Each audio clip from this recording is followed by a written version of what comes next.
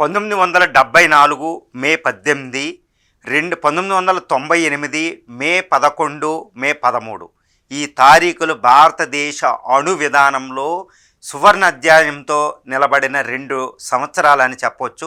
1974లో ఇందిరాగాంధీ, 1998లో వాజ్పేయి. ఈ అణుబాంబు అంటే when India becomes nuclear power, India ప్రపంచానికి ఒక అభయం ఇచ్చిందండి. ప్రపంచంలో ఇండియా అంటేనే ఒక శాంతి కాముక దేశం, ఒక పీస్ఫుల్ నేషన్. ఈ భూమి మీద ఏదైనా ఉందంటే అది భారతదేశమే, భారత సంస్కృతి. అది చెప్పింది బుద్ధుడు, అశోకుడు, మహాత్మా గాంధీ. భారతదేశం అంటేనే శాంతి అండి. ఇటువంటి దేశం న్యూక్లియర్ బాంబు తయారు చేసిన తర్వాత మరి ప్రపంచాన్ని భయపెట్టడానిక అంటే, ప్రపంచంలో ఇది భయపెట్టడానికి కాదు, నాకు రక్షణ కోసమే తయారు చేసుకున్నా, కేవలం ఆత్మరక్షణకే, సెల్ఫ్ ప్రొటెక్షన్కే, అంతేకాని ప్రపంచంలో ఏ దేశాన్ని అటాక్ చేయడానికి కాదు. ఈవెన్ యుద్ధం వచ్చినప్పుడు కూడా నేను అణుబాంబుని మొట్టమొదటిగా వాడను అని ప్రకటించిన ఒకే ఒక దేశం ఈ భూమి మీద ఇండియా మాత్రమే. దాన్ని ఏమంటామంటే నో ఫస్ట్ యూజ్ పాలసీ అంటారు. చూడండి, ప్రపంచంలో అణు దేశాలు ఉన్నాయి. నో ఫస్ట్ యూజ్ పాలసీ అంటే యుద్ధం వచ్చినా నేను అణుబాంబు ఉపయోగించను.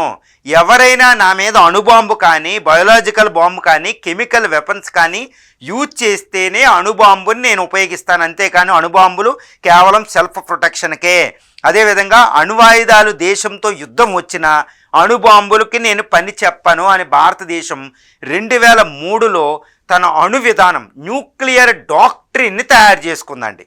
ఇది ప్రపంచంలో ఒక షాకింగ్ అనమాట. ఎందుకంటే అమెరికా కూడా నేను ఫస్ట్ యూజ్ చేయనని ప్రకటించలే, తర్వాత రష్యా కూడా నేను మొట్టమొదటిగా అణుబాంబులు ఉపయోగించడం, అణువాయుధాలు లేని దేశం మీద ఈయనని చెప్పలే, తర్వాత యూకే చెప్పలేదు, పాకిస్తాన్ చెప్పలేదు, ఇజ్రాయెల్ చెప్పలే, ఫ్రాన్స్ చెప్పలేదు. అదేవిధంగా చైనా కూడా నేను అణువాయుధాలు లేని దేశం మీద అణువాయుధాలు వేయను అని చెప్తుంది. కానీ మొట్టమొదటిగా తైవాన్ విషయంలో నేను అణువాయుధాలు ఉపయోగించేస్తాను, తైవాన్కి ఎవడైనా నాకు అడ్డు వస్తే అని. కాబట్టి అది కూడా నో ఫస్ట్ యూజ్ పాలసీ లేదు. నార్త్ కొరియాకి ఏంటంటే నా మీద వేస్తే నేను వేస్తాను, కానీ అది కూడా నో ఫస్ట్ యూజ్ లేదు. ఒకప్పుడు యుఎస్ఎస్ఆర్ ఉండేది, ఇప్పుడు అది లేదు. ఈ విధంగా నో ఫస్ట్ యూజ్ పాలసీ అవలంబిస్తున్న ఒకే ఒక దేశం ప్రపంచంలో ఒక్క భారతదేశం మాత్రమే. ఎందుకు మరి భారతదేశం ఈ నో ఫస్ట్ యూజ్ పాలసీని ఫాలో అవుతుంది అంటే, ఇదేంటంటే దీని కన్వెన్షనల్ వార్ఫేర్, సాంప్రదాయ ఏది మిలిటరీ సరిపోతుంది దీని రక్షణకి. కానీ ఇటు చైనా, పాకిస్తాన్ల కోసమే మనం అణ్వాయుధాలు తయారు చేసుకున్నాం. అదే 1998లో అణు పరీక్ష చేసే సమయంలో అప్పుడు రక్షణ శాఖ మంత్రి జార్జ్ ఫెర్నాండెస్ ఈ మాటని అమెరికాకి లెటర్ రాస్తూ ఈ మాట చెప్తాడు. కేవలం చైనా దృష్టితోనే మేము అణ్వాయుధాలు తయారు చేస్తున్నాం, ఎందుకంటే చైనా 1960 నుంచి న్యూక్లియర్ వెపన్స్ మెయింటైన్ చేస్తుంది. పాకిస్తాన్ కూడా న్యూక్లియర్ వెపన్స్ క్లాండస్టైన్లీ సీక్రెట్గా తయారు చేసుకుంది. కాబట్టి మాకు అణ్వాయుధాలు అత్యవసరమని అమెరికాకి మనం చెప్పాం లెటర్లో. జార్జ్ ఫెర్నాండెస్ అప్పుడు రక్షణ శాఖ మంత్రి, గుర్తుపెట్టుకోవాలండి. మరి ఇప్పుడు భారతదేశం ఈ నో ఫస్ట్ యూజ్ పాలసీని ఇంకా ముందుకు తీసుకెళ్దా, అంతేనా? దీన్ని రివ్యూ చేసి నో ఫస్ట్ యూజ్ పాలసీని వదిలేయాలా అంటే నిజంగా వదిలేయాలి. ఇప్పుడు ప్రస్తుత భారత రక్షణ శాఖ మంత్రి మన రాజ్నాథ్ సింగ్ గారు ఇంకా యుద్ధ నిపుణులు ఈ విషయం చెప్తున్నారు. భారతదేశంకి ఎంత మాత్రం కూడా ఈ నో ఫస్ట్ యూజ్ పాలసీని ఫాలో అవ్వడానికి లేదు. ఎట్టి పరిస్థితుల్లో మనం కూడా నో ఫస్ట్ యూజ్ పాలసీని ఈ కంట్రీలాగా వదిలేయాలి అని చెప్తున్నారు. ఎందుకు అంటే భారతదేశం ఇప్పుడు చైనా ఏం చేస్తుందంటే, ఇప్పుడు పాకిస్తాన్ చేతిలో అణ్వాయుధాలు పెట్టి, పాకిస్తాన్ దగ్గర 170 అణ్వాయుధాలు ఉన్నాయి. భారతదేశంతో సమానంగా మనకు 180 ఉన్నాయి. ఇప్పుడు according to SIPRI report and Stockholm international peace research institute ప్రకారం భారత్ దగ్గర 180, పాకిస్తాన్ దగ్గర 170. దాంతో పాకిస్తాన్ దగ్గర ఒక స్పెషలైజ్డ్ టాక్టికల్ న్యూక్లియర్ వెపన్ చిన్న చిన్నవి కూడా ఉన్నాయి. ఆ చిన్న యుద్ధంలో టపాటపా వేయగలుగుతారన్నమాట, సూట్ కేసుల్లో పట్టుకెళ్ళి. అలాంటి అణ్వాయుధాలు పాకిస్తాన్ దగ్గర ఉన్నాయి. తర్వాత టెర్రరిస్ట్ చేతుల్లోకి అణ్వాయుధాలు వెళ్ళిపోతున్నాయి. కాబట్టి భారతదేశం యుద్ధం అంటూ వస్తూ ఎన్నో సంవత్సరాలు చేసేది కాదండి. ఇప్పుడు అంటే స్విఫ్ట్ మోడర్న్ వార్స్ వస్తున్నాయి. అందువల్ల ఇటు చైనా, పాకిస్తాన్ కలిపి 2 ఫ్రంట్ వార్ చేయబోతున్నాయి భారతదేశం మీద. ఇంక్లూడ్ బంగ్లాదేశ్ కలిస్తే భారతదేశం 15,200 కిలోమీటర్ల బౌండరీ అంతటా యుద్ధాన్ని ఒకేసారి ప్రారంభిస్తారు. మరి ఆ సమయంలో అన్ని దళాలను ఎదుర్కోవాలంటే మనం ఏం చేయాలి? న్యూక్లియర్ వెపన్స్ యూజ్ చేయాలి. అంతేకాని నో ఫస్ట్ యూజ్ పాలసీని వెళుతూ ఉంటే పాక్, చైనా, బంగ్లాదేశ్ కలిసి ఒకేసారి దాడి చేస్తే మనం చాలా నష్టపోతాం అనమాట. అందువల్ల నో ఫస్ట్ యూజ్ పాలసీని వదిలేసి మేము న్యూక్లియర్ వెపన్సే మీరు వేసేదాకా మేము ఆగం, ముందే మేము వేస్తాం అని చెప్పగలిగితే బంగ్లాదేశ్, పాకిస్తాన్, చైనా ఒకేసారి యుద్ధాన్ని చేయడానికి ట్రై చెయ్యవు. అది 2 ఫ్రంట్ వారైనా, ట్రై ఫ్రంట్ వారైనా. కాబట్టి నో ఫస్ట్ యూజ్ పాలసీని మనం వదిలేయాల్సిన అవసరం ఇక్కడ మనకు ఉంది అనేది మనకు తెలుస్తుంది. రెండోది ఏంటంటే, పాకిస్తాన్ ప్రతి మాటకు ఒకటి అంటుందండి, మేము అవసరమైతే మీరు అతిగా చేస్తే మేము న్యూక్లియర్ వెపన్స్ యూజ్ చేస్తాం, మా మీద అటాక్ చేస్తూ అంటుంది. కానీ మనం ఏంటి, ఎందుకు ఉపయోగించమనే దానికి ధైర్యం ఏంటంటే నో ఫస్ట్ యూజ్. అది వేసేదాకా మనం వెయ్యము అని చెప్తున్నాం. కానీ నో ఫస్ట్ యూజ్ వదిలేసి నువ్వు వేయడానికి తీస్తేనే మేము వేసేస్తాం, నువ్వు వేసేదాకా ఆగమని మనం చెప్పాలి అంటే మనం కంపల్సరీ నో ఫస్ట్ యూజ్ పాలసీని వదిలేయాలి. అప్పుడే ఇంకా పాకిస్తాన్ న్యూక్లియర్ భూతాన్ని మన మీద చూపించదు. లేకపోతే అది వేసేదాకా మనం తర్వాత వేస్తామంటే అటు కొట్టే వరకు ఆగితే మనం తర్వాత కొట్టడానికి చాలా ఇబ్బంది పడుతూ ఉంటాం. ఏదంటే అది న్యూక్లియర్ వెపన్ అండి, అప్పటికి ఒక సిటీని కోల్పోతాం. ముంబై లేకపోతే అమృత్సర్, ఢిల్లీ లాంటి సిటీలు కోల్పోతాం అది అణ్వాయుధాలు వేస్తే. తర్వాత మనం వేసిన ప్రయోజనం ఏంటి? అందువల్ల పిచ్చోడి చేతిలో రాయి. ముఖ్యంగా పాకిస్తాన్, చైనా విషయాల్లో మనం అణ్వాయుధాలు వేసేదాకా మనం ఆగకూడదు. వేసేది అదేదో బాంబు కాదు, రెక్టిఫై అవ్వడానికి, మళ్ళీ రికవర్ అవ్వడానికి. అది అణ్వాయుధం. ఇంకా అప్పటికే ఇండియా చాలా నాశనం అయిపోద్ది. కాబట్టి నో ఫస్ట్ యూజ్ పాలసీ వదిలేసి మేమే ముందేస్తామని చెప్పగలగాలి. ఇది రెండోది.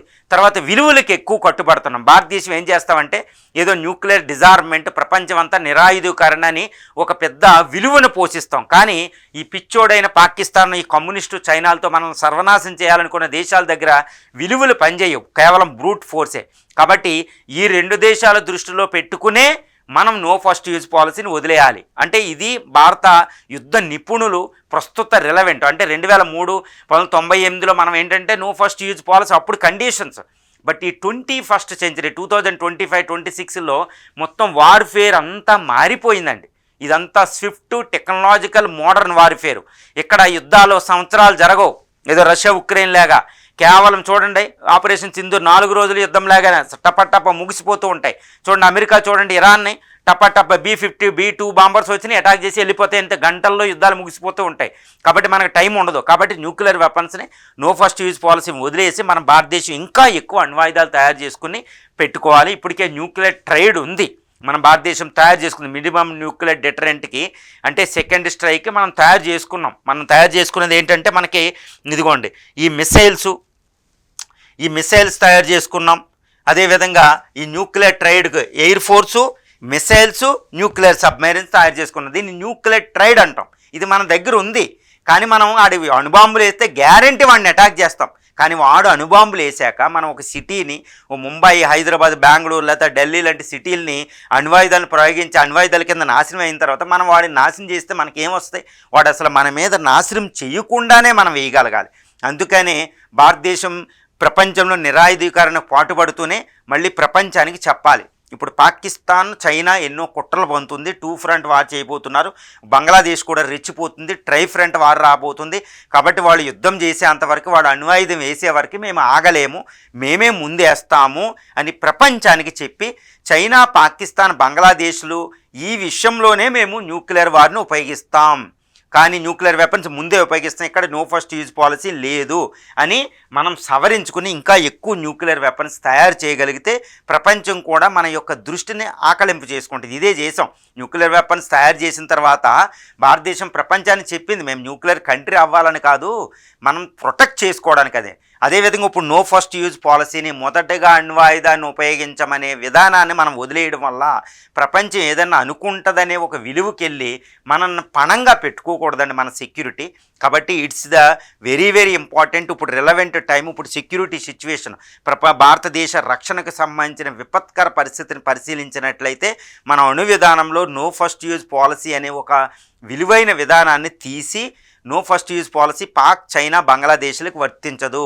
మాకు రక్షణకి విపత్కర పరిస్థితి వస్తే మా ఎనర్జీ సేవ్ చేయడానికి మేము న్యూక్లియర్ వెపన్స్ యూజ్ చేస్తాం అని ప్రకటిస్తే పాకిస్తాను, చైనా, బంగ్లాదేశ్ కూడా ఈ మధ్యన రెచ్చిపోతుంది. అది కూడా అణ్వాయుధాలు తెచ్చుకునే విసులుబాటు ఒక దశాబ్దంలో ఉండే అవకాశం ఉంది చైనా నుంచి కానీ పాకిస్తాన్ నుంచి. కాబట్టి ఈ దృష్టిలో పెట్టుకుని ప్రస్తుత సెక్యూరిటీ సిచ్యువేషన్, భవిష్యత్తు యొక్క భారత సెక్యూరిటీ విజన్ చూసుకుని ఈ దృష్టితో మనం నో ఫస్ట్ యూజ్ పాలసీని వదిలేయాలి అనేదే ఇప్పుడు భారతదేశ సెక్యూరిటీ సిచ్యువేషన్ పరిశీలించిన యుద్ధ నిపుణులు చెప్పేది.